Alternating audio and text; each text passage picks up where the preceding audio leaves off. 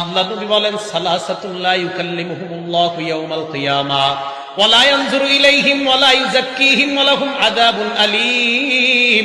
আল্লাহর নবী বলেন, তিন ব্যক্তির দিকে আল্লাহ কিয়ামতের ময়দানে তাকাবে না, তিন ব্যক্তির সাথে আল্লাহ কথা বলবে না, তিন ব্যক্তিকে আল্লাহ পবিত্র বানাবে না, তিন ব্যক্তির সাথে আল্লাহ কথা বলবে না, তিন ব্যক্তির দিকে আল্লাহ তাকাবে না, তিন ব্যক্তিকে আল্লাহ পবিত্র বানাবে না।